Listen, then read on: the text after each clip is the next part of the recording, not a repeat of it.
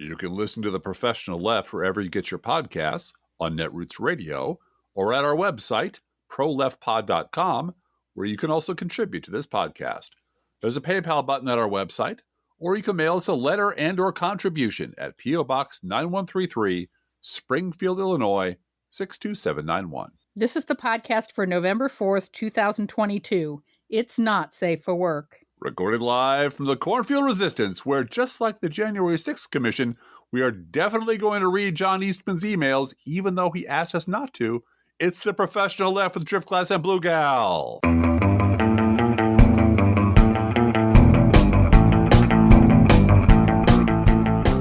Hey, Driftglass. How you doing? I'm good. The air is full of leaves and fall and ominous portents, but I don't think ominous portents is No. in the leaves, except raking and mowing and so forth, mulching. Well, you know, I'm a former condo guy, so I'm looking out the yard full of, you know, a foot of leaves out there going, I bet you maybe a windstorm or some sort of, because I still have a picture of several years ago when I did rake up every goddamn leaf in the goddamn yards, both front and back. 14 bags, something like that. There were like 25 bags lined up on the curb. I'm like, I'm never doing that again. Yeah. Because because taking all these nutritious things that fall from the sky free of charge and then throwing them away is insane. So yes, it is. We'll find another way. We're going to mulch them. Yeah. We're going to mulch them, damn it. And a quick reminder for everyone who's listening, this will be our last podcast before the 2022 midterm elections. So we'll see you on the other side. But for now, here are a few things to remember. First, we're not going anywhere. Second, chop wood and carry water no matter what the outcome. And third, once you have done all you can do, including vote and bring friends to vote, give yourself a break. And we have a David Brooks podcast dropping on Election Day. So that's something you can do to distract yourself from the Steve Kornacki nonstop, you know. Yelling poll numbers at you. Yelling poll numbers at you until the polls close. That's right. I have done my bit for King and Country. I've obviously voted, and we've done all the get other people out to vote that we can do. But the every now and then I do just sort of flick on cable news, pretty much any channel, and it's just one person after another shouting polling numbers at you. Yeah. And it's completely useless, a waste of your time. They're pointing in all different directions. The conservatives are flooding the zone with a bunch of bullshit polls to try to make the polls look in the aggregate better than they probably are. Well, and to discourage Democratic voters from showing up. Yeah. This is the manipulation. Yeah. Yeah. And this is the single cheapest and easiest thing you can do if you're a cable news outlet this time of year is to have somebody in roll-up shirt sleeves yelling poll numbers at you. All, and that's, you know, it's a waste of your time and it's a waste of everyone's time. So ignore it. And again, once you've done all you can do, no one can ask you to do more than you can do. So once you've done all you can do, give yourself a break, pat yourself on the back. Whatever happens, you gave it your best and no one can ask more of you than that. And we have a new sponsor this week, Driftglass? Yes, we do. A fake sponsor? We recruited a fake sponsor. It took a lot of doing. They're very popular these days, but we made them the best offer. So we welcome our new sponsor, Freshly Poured brand cat litter boxes. Has your local school district failed to provide a litter box in every classroom as required by the liberal New World Order? Well, then today is your lucky day because the good people at Freshly Poured Cat Food are holding a special Home for the Holidays on all sizes of youth cat litter boxes. Whether your imaginary identifies as a cat offspring is a toddler, preteen, or sullen high schooler, Freshly Poured Cat Food has a designer litter box to fit every need. Litter box, litter box. Oh my God, stop watching Fox. Thank you, Kind Blue of Gal. perfect. It is. And I had to rewrite that lyric several times to take out a lot of swear words. Well, Mr. Bolduck up in New Hampshire, I believe he is, just wants you to prove it. Prove that there aren't litter boxes in classrooms. Wait a minute. Are you Bolduck of the New Hampshire Bullducks? Why, you have lots of things to say about litter boxes. You seem to be really obsessed with, you know, litter boxes and kids. And furries and cats and pussy cats. Yeah. You read a lot of slash fiction, don't you, buddy? Yeah. Something going on there for sure. I can't quote my sources because it's OnlyFans, but I'll tell you this right now. There's a lot of this shit going on, okay? A lot of people using litter boxes out there because, yeah. All right. Well, this week, you should know, as predicted by prophecy. By Driscoll's prophecy. right down to 6 significant digits. Both-siderism has returned. It is back with a fucking vengeance. It is everywhere.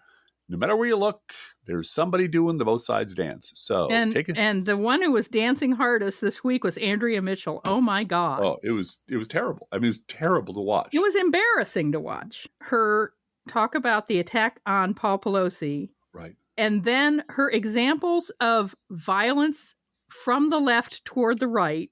Right. Were Liz Cheney can't campaign. Right. And the poor senator from Maine, Susan Collins. Well, and Adam Kinzinger too. Well, Adam Kinzinger was, that these Republicans are under attack, and Susan Collins, and everyone pointed out Susan Collins got her sidewalk chalked. Right. Chalkening. And I did a whole graphic about that. Wrote many posts about it. Didn't go anywhere, but it was fun to do. The chalkening, yeah. And it's her peeking out of her, living room window in terror at a few peaceful protesters, reminding her with chalk on the sidewalk that you voted for these assholes and they assured you they were not going to do the thing they just did. They lied to you. And yes. Of course, the real problem is the liberals who remembered stuff and wrote it down in front of her house. But yeah, also, right, Kinzinger and Cheney. Who is going after them? Not liberals. It ain't liberals. It's credulous liberals are sending them money. Right. Oh my God. You're the greatest people ever. I agree to forget everything you did up until 5 minutes ago. Yeah. Right. When you talked about Liz Cheney, very clearly and repeatedly talked about Democrats murdering babies. They murder babies. She was they just do it all the time. The beer party with Trump when they voted to take away my health insurance. Well, and that's a policy issue. I understand that. But she said Democrats all over the country are passing legislation to murder babies outside the womb. They do it all the time. This is pure evil. Yeah, now, if you want to make friends with this psychopath, go right ahead. I'm glad that she has turned that Cheney sense of vengeance and rage and the animating principles of the entire Cheney clan against her own party. But she didn't do it until they stormed the Capitol and threatened to murder her. Right, exactly. Up until that moment, she was completely cool with the whole thing. And Andrea Mitchell, I mean, even Keith Olbermann, this is one of his more in sorrow than in anger moments was she's got to go.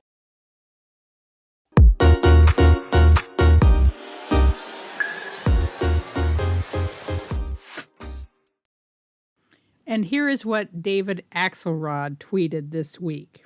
Veteran Chicago campaign guy and Barack Obama's campaign manager and advisor David Axelrod, quote, horrendous attacks like this attack on Nancy Pelosi's husband are the bitter fruit of an environment in which we demonize each other and justify anything. Don't forget that in 2018, Axelrod vocally opposed Democratic support for impeachment, arguing that if we, quote, normalize impeachment as a political tool, it will be another hammer blow to our democracy.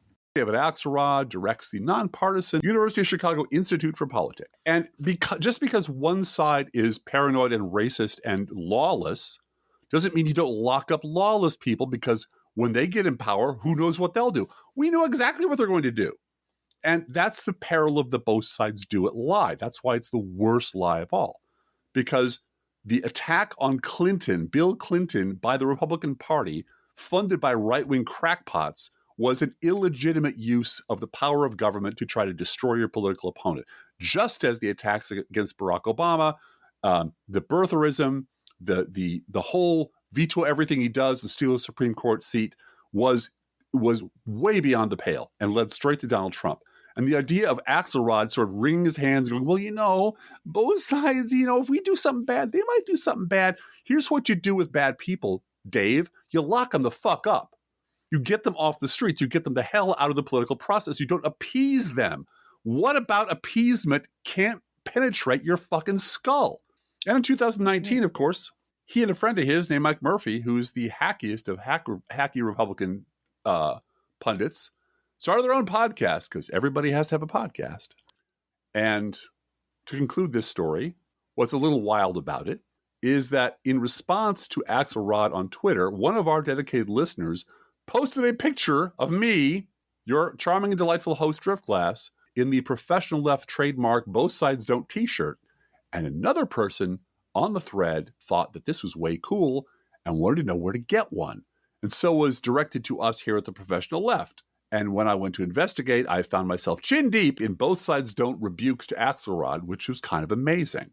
That story, Both Sides Don't, is out there now as a battle cry among our people. And I'm pretty thrilled by that. Yay. You want to hear one more story about Both Sides Do It and Both Sides Don't? Sure. It's from Where Else? The Bulwark. Charlie Sykes was doing an interview with a woman named Elizabeth Williamson, who works for the New York Times, no surprise, and has a book to sell, and no surprise. And the book is entitled, It Started with Sandy Hook. And the interview started off pretty good, started off well enough with the facts of the matter, Alex Jones, and how conspiracy mongering has become a sprawling, profitable industry, and all the money he makes, and all the lies he tells, and how traumatized the families were. And then, about the 4-minute mark, and completely unprompted, Elizabeth Williamson pipes in with this. This is just another iteration of the tribalism we are experiencing on the right and on the left. Oh, Lord. And I just threw up in my mouth because it's everywhere. It's poisoning everything. It's strangling everything. Everything else in this interview is centered around the conspiracies that animate the right, that Sandy Hook was faked, that Obama is coming to take all your guns, that the assassination attempt on Nancy Pelosi was staged, or something gay happened. Later in the interview, Charlie Sykes went out of his way to say that, well, you know, before 2015 and 2016, all this was pretty much under control. That, you know, he'd been on conservative talk radio for decades. And until 2015 and 2016, he was able to push back against such conspiracy mongering. That if you just fact-checked a caller and sent them the correct information, they'd usually say thank you and they would correct themselves. And to Charlie Sykes, I would only say this. The ghost of Vince Foster would like a word. And the ghost of Dr. Tiller would like a word. And the echoes of death panels and birtherism and the Clinton drug smuggling at the Mina airport would also like a word. The tarmac, baby parts. You can go on and on. Solyndra, Benghazi, on and on and on. Yep. It's out there. It's out there all the time. It's been out there all the time. And the second most common lie being told in the media, especially by our new allies, the Never-Trumpers, is that this all started in 2016. Mm-hmm. There's no point in looking beyond that because it's just a bunch of stuff happened back there. No one's quite sure why, but we were always pushing back. We were always being good soldiers. Then something weird happened. No one knows how or why, and suddenly we're here. Mm-hmm. And you should pat us on the back, really reward us for being such heroes as to point out the fact that our party lost its mind. And really, as a reward, you should just let us run the Democratic Party because who knows more about political parties than this guy? Than Bill Kristol, right? Bill Kristol. Mm-hmm. Yeah. Who is telling people to vote for Democrats this election. Well, bless his heart. He expects a pat on the back about it. Yes. You know what? If you need Bill Kristol to tell you to vote against fascism, re-examine all the decisions you've ever made in your life. From way before 2015. From the Our Media is Completely Broken files, there were 1,542 news stories about rainbow fentanyl in the 2 months before Halloween, most warning that dealers could slip this drug into trick-or-treating bags on Halloween. And no one repeated this story more than the chairman of the Republican Party, Ronna Romney McDaniel. Yeah. As of today, several days after Halloween, there hasn't been a single story confirming that this happened anywhere in the United States. Yep. It was a scare tactic. It filled a lot of space on Fox to outrage and terrify women, particularly. And it was fake. Well, and it dovetailed with the constant online repetition of how many millions of pounds, how many trillions of tons of fentanyl was intercepted at the border this month. Yeah. By the Biden administration. Hello. And again, I have an open invitation to any of these assholes out there who think that's a bad thing to come to explain to me in very small words why intercepting massive amounts of drugs coming to the border is a bad thing. Mm-hmm. Does that mean billions of tons got through during your president's administration? Well, it's also a way to distract from big pharma in the United States pushing opioids. Oh, yeah. And, those cases have been coming to fruition for states. There are settlements happening from Walgreens and Walmart and CVS for pushing those drugs to white people primarily in rural areas. And it's a tragedy. It was a tragedy. Big money going to these states to provide, hopefully, for some relief. And the thing about the rainbow fentanyl story, that's the magic word, is fentanyl, because that dovetails with all of the reporting that the Biden administration let this stuff down. I thought Rhonda Romney McDaniel was just pissed that her fentanyl deliveries had been interrupted. Because she seemed to really mess over the fact that, where's my goddamn fentanyl? What's Biden doing with my goddamn fentanyl? And we are not making light of this because the fentanyl deaths are high. Yes, they are. A bad drug. It's a bad thing to have in the United States. A bad thing to have anywhere. Overdoses of fentanyl is killing people. But you take that seriously as policy and you work on it and educate the public and don't fearmonger about your children getting it in their Halloween candy. Well, but that's the point. The point is that the right takes none of this seriously. Right. It's all they just don't grist take it for as the mill. a policy that the government can take the reins and do something about it. No, fentanyl's just a magic word. And it's a magic word you say over and over again. And then three-syllable, brainwashing word, just like Benghazi, just like Solyndra. And you say it over and over again, and it connects immediately to Democrats are trying to kill you. And it's this year's But Her emails.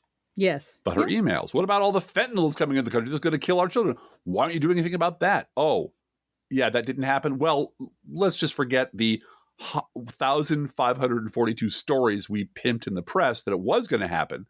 And can there be one follow-up from one lonely reporter out there to a couple of conservatives who made their bones selling this lie, asking them what the fuck happened to all the fentanyl? I was looking forward to the fentanyl. I was waiting at my front door. I wanted to steal my kids' fentanyl. Yeah. But no, this is the thing. This is all. Jimmy Kimmel should do that. You should. Go before a bunch of kids and say, sorry, honey, I ate all your fentanyl. and this Again, is not making light of fentanyl deaths. However. Well, like pointing out the Willie Horton ad as racist doesn't mean you're pro-crime. Right. You know, it means that these assholes are using race to scare the shit out of people to vote for them.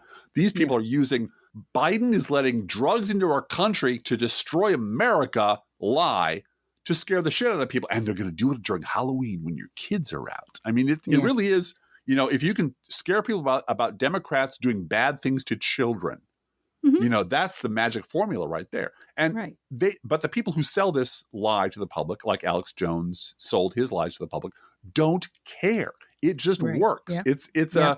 It's a fire and forget weapon. It's a lie. You shoot it, you blow some shit up, you damage some lives, you ruin some people, you get some people elected. And when it turns out it was bullshit, you just pick up another one, fire that one. And the problem is not the people who are being fired upon. The problem is not the poor people who are addicted, whose lives are ruined. The problem are the 70 plus million assholes who keep voting for people who do this shit and won't stop. Which leads us to a news roundup, I believe. Right. Federal prosecutors charged the man accused of breaking into Nancy Pelosi's home with attempted kidnapping and assault and elder abuse. David DePape broke into Pelosi's San Francisco home through a glass door Friday morning, attacked her husband, Paul Pelosi, with a hammer and shouted, "Where's Nancy?" DePape told police he was going to hold Nancy Pelosi hostage and wanted to break her kneecaps to send a message to other Democrats. Nancy Pelosi was in Washington, D.C. at the time. DePape brought with him a roll of tape, white rope, zip ties, 2 hammers, rubber gloves, and other items. He was premeditated. He was a fire and forget weapon funded by $250 million of Republican ads. Correct. Elon Musk tweeted, then deleted, a baseless anti-LGBTQ conspiracy theory about the attack on Nancy Pelosi's husband. 3 days after purchasing Twitter, Musk responded to a tweet by Hillary Clinton assailing the GOP for spreading, quote, hate and deranged conspiracy theories that she said encouraged the man who attacked Paul Pelosi. Musk replied that, quote, there's a tiny possibility there might be more to this story than meets the eye, and then shared a link to an article from the Santa Monica Observer, an outlet that has repeatedly published fake stories, including that Clinton had died in the September 11th attack, and Democrats have been using a body double. The January 6th committee obtained 8 emails from late 2020 that a judge described as evidence that Trump and his lawyer, John Eastman, more likely than not committed crimes. These are the crime fraud exception emails. And once the committee obtained the emails, John Eastman then released a statement asking them not to read the emails they had subpoenaed and gotten from the judge. Please don't look at my porn. Fun fact, the committee read the emails. Yeah, please don't look at my porn stash. Just don't look at my porn stash. We're looking at your porn stash, buddy. Sarah Palin, remember her? Misspelled the name Lauren Boebert in her endorsement of Lauren Boebert. That's Boebert with 2 N's and 1 Y, but not where you think. Yeah, and actually it was Lauren Boebert's endorsement of Palin. You have it reversed. It's Lauren Boebert's endorsement of Palin that she put on her Instagram page where she misspelled Boebert. What's interesting also about that is for some reason behind the picture of Boebert and Palin in this image is the New York City skyline. That's right. With the Empire State Building poised as an erection in between the two of them. And I think she can see this from her boyfriend's house. I think so. That's why Palin put it in there. Yeah.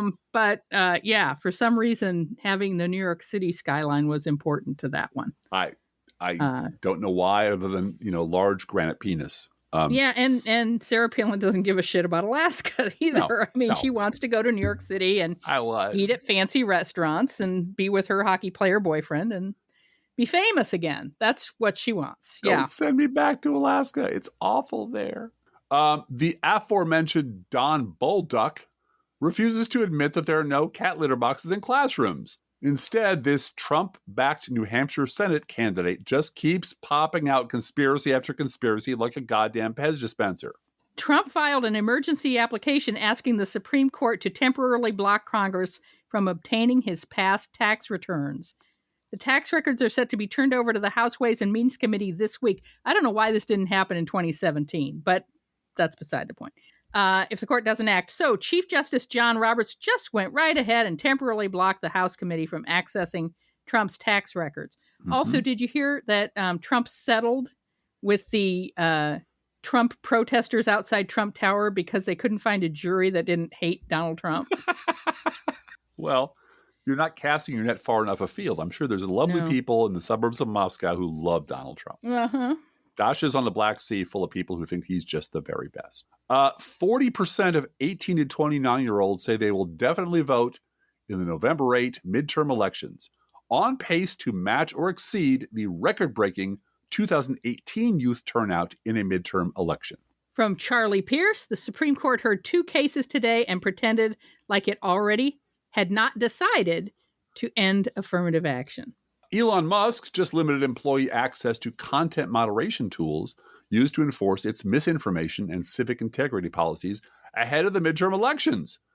Most of the people who work in Twitter's trust and safety organization are currently unable to penalize accounts that break the rules around misleading information, offensive posts, or hate speech. Many of the same policies that Trump routinely violated during the 2020 elections. The Justice Department said that, quote, vigilante ballot security efforts, unquote, in Arizona raise serious concerns of voter intimidation and likely violate the Federal Voting Rights Act.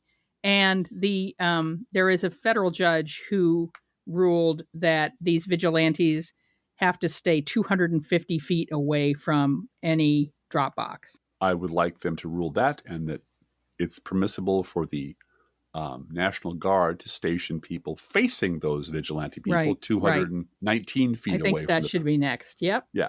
And we've been doing this podcast now for going on 13 years. And this is the first time we have ever done beauty pageant news. But here we go.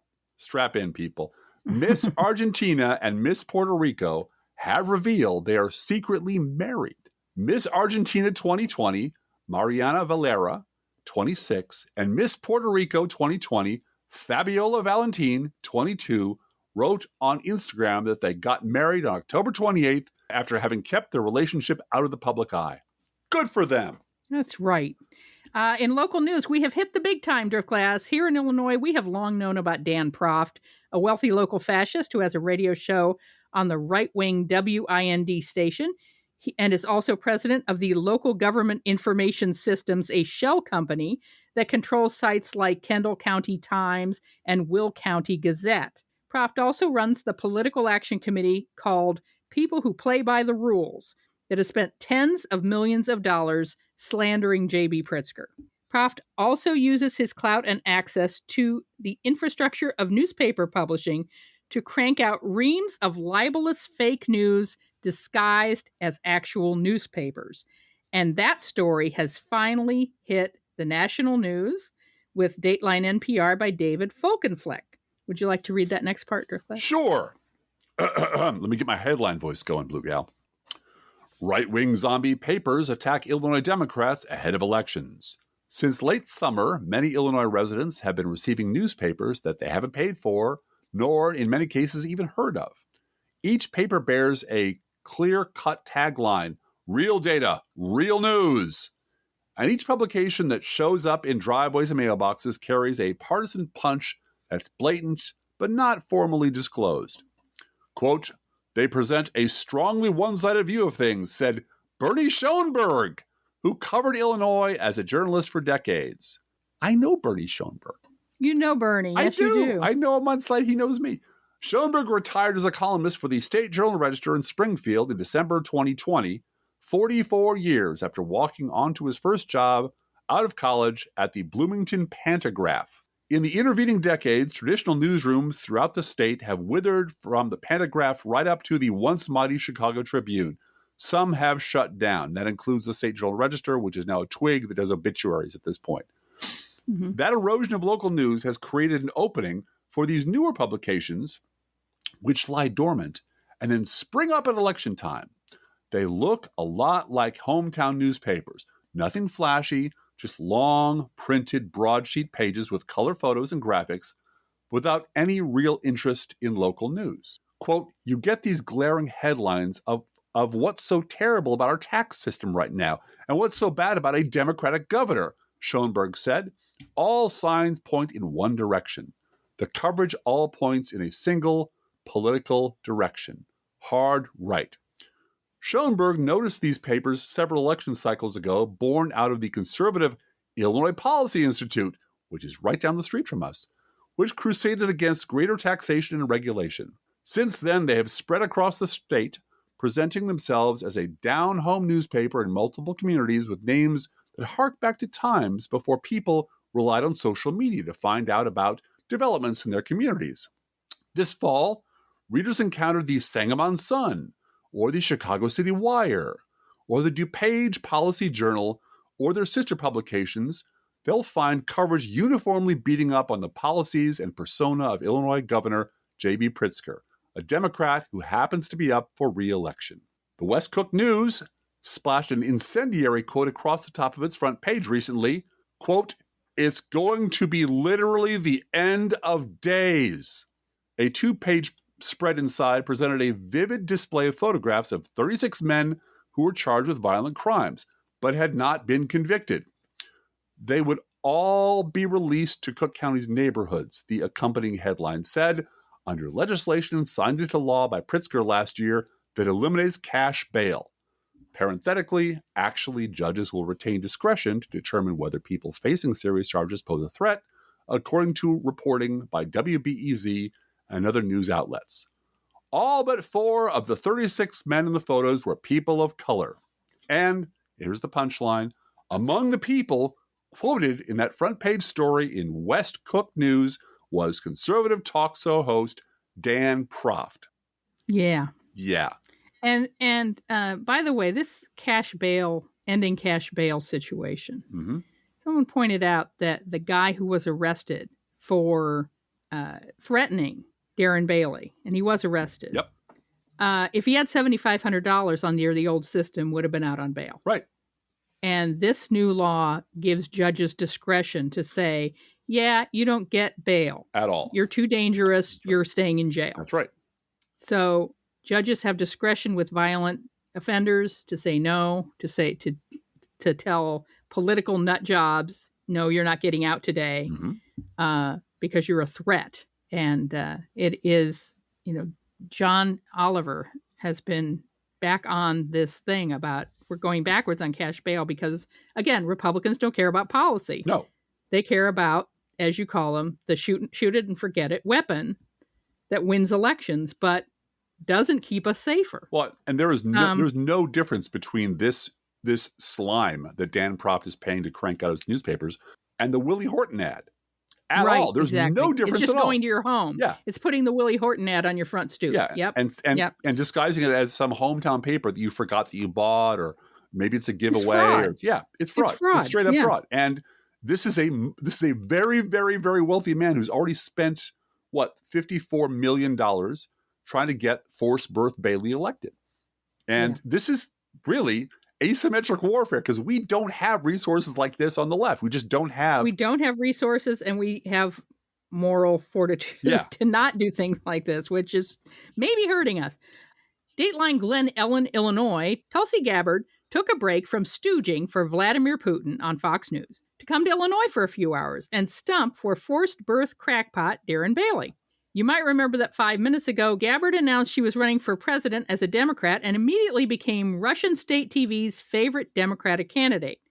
Then 4 minutes ago, she sued Hillary Clinton for implying that she was a Russian asset. Then 3 minutes ago, she dropped out of the race and endorsed Joe Biden. Then 2 minutes ago, she started appearing regularly on Fox News, again, to stooge for Vladimir Putin. And just a minute ago, she put her hand on her forehead and quit the Democratic Party because it had become too extreme. And now here she is stumping for a far-right forced birth dominionist fanatic right here in our own backyard. As one person put on Twitter, Tulsi Gabbard really is the Laura Logan of Susan Estridges. You gotta love Illinois politics. Each week we post to our Facebook page and website an Internet Kitty sent in by you, the listeners. However, this week's Internet Kitty is the mountain lion, who somehow made its way from Nebraska to Springfield, Illinois, where it was captured this week. The Department of Natural Resources has been tracking the mountain lion since it was fitted last year with a GPS collar in Nebraska as part of a research project. The mountain lion wound up in Springfield, Illinois, and was tranquilized and transported to the Exotic Feline Rescue Center in Center Point, Indiana, that provides homes and veterinary care for large and exotic cats. How did it make it all the way from Nebraska to Springfield, Illinois? Easy. You just take I-80 East until you get to St. Joe, and then US 36, and then I-72 East, and bing, bang, boom, you're practically at our front door. And of course, right now, that mountain lion is probably enjoying a bowl of freshly poured mountain lion food. Our fake sponsor. Whether you serve Exotic Feline Rescue Center Perfection or Dollar Store Direct, your big cats or small will sit on the kitchen floor and demand that the food they eat is only freshly poured. Freshly poured, freshly poured. Oh my Lord, it's freshly poured. And you can visit the Springfield Mountain Lion at our Facebook page or website. And you can send your Internet Kitty, dog, or other pet to us at our email address, proleftpodcast@gmail.com, where you can also write to both of us. Feel free to write us. We love hearing from you. Be aware that if you write to us at any of our addresses, we reserve the right to read your email or U.S. Postal Service. Go, Postal, Unions. Letter on the air unless you say otherwise. Don't forget our gourmet coffee guideline. If you can afford to buy an espresso-based beverage for yourself, buy one for us. This is not charity. This is our job. And this week is my 18th blogiversary. Mm-hmm. I'm going to ask Tammy to put up a link at our website, proleftpod.com. I have a GoFundMe going for my 18th blogiversary. If you'd like to celebrate with me with a supportive donation, I'd appreciate it. You know what that means, though, Blue Gal? What? That your blog don't have to live under your roof no more. Got a license and I'm going to hit the road and go and don't have to listen to you any longer. Good luck with that. Yeah. My blog's attached to me at the hip, I'm afraid. Yes. Approximately 1% of our listeners support this podcast with a contribution. You can too. See our website, proleftpod.com, for details. Both our PayPal, postal address information, it's all there at proleftpod.com. Please share our show on social media. And if you love this podcast, please support it with a financial donation. We really appreciate that. We're in the middle of our Patreon drive as well. We've got another No Fair Remembering Stuff sample dropping next week. We're getting a lot of feedback on those and a lot of support from you on that. We appreciate it very much. Still looking for about 125 more Patreons to make that a weekly possibility next year. Hey, Drift Class, how are the Internet Kitties doing this week? Well, Blue Gal, the Internet Kitties hear that Netflix is already planning a 9-part gritty urban drama series about a Nebraska mountain lion who comes to New York to solve crimes. The working title is McCougar. Let's think about living. Think about living. Let's think about loving. Think about loving. Let's think about the hooping and the hopping and the popping and the lovey-dovey. Let's forget about the wine and the crying, the shooting and the dying, and the fellow with a switchblade knife. Let's think about living. Let's think about life. The Professional Left podcast is recorded under a Creative Commons license. Copyright 2022. BGBG Productions Incorporated.